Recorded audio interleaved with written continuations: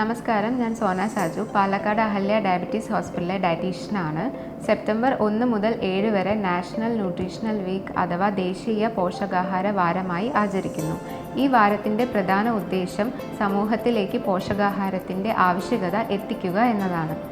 ആരോഗ്യത്തോടെ ജീവിക്കുന്നതിനും രോഗപ്രതിരോധ ശേഷി ആർജിക്കുന്നതിനും ശരിയായ പോഷണം നമുക്ക് ആവശ്യമാണ്. ശരിയായ പോഷണം ലഭിക്കാത്തവർക്കും വ്യായാമക്കുറവുള്ളവർക്കും ജങ്ക് ഫുഡ്സ് അമിതമായി ഉപയോഗിക്കുന്നവർക്കും ഹൃദ്രോഗം, പ്രമേഹം, പൊണ്ണത്തടി എന്നിങ്ങനെ മറ്റു പല ആരോഗ്യ പ്രശ്നങ്ങളും വളരെ നേരത്തെ തന്നെ കണ്ടുവരുന്നു. ബാലൻസ്ഡ് ഡയറ്റ് അഥവാ സമീകൃതാഹാരം മുതിർന്നവരും കുട്ടികളും ഒരുപോലെ ശീലിക്കേണ്ടത് വളരെ അത്യാവശ്യമാണ്.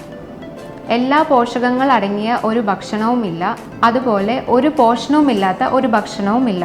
അതുകൊണ്ട് തന്നെ നമ്മൾ വിവിധ തരത്തിലുള്ള ഭക്ഷണ പദാർത്ഥങ്ങൾ ദിനവും ഉൾപ്പെടുത്തേണ്ടത് വളരെ അത്യാവശ്യമാണ്.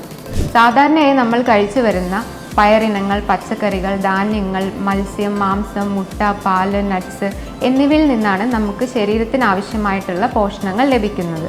ശരിയായ അളവിൽ ഇവയെല്ലാം ഉൾപ്പെടുത്താതിരിക്കുമ്പോഴോ ഏതിൻ്റെയെങ്കിലും ഒന്നിൻ്റെ അളവ് കൂടുകയോ കുറയുകയോ ചെയ്യുമ്പോഴാണ് നമുക്ക് പല ആരോഗ്യ പ്രശ്നങ്ങളും കണ്ടുവരുന്നത്.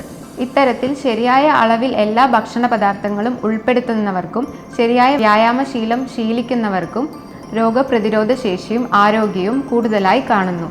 ജനനം മുതൽ നമ്മൾ കഴിക്കുന്ന ഭക്ഷണമാണ് നമ്മളെ നാമാക്കി മാറ്റുന്നത് എന്ന് ഓർമ്മപ്പെടുത്തുന്നു. Thank you.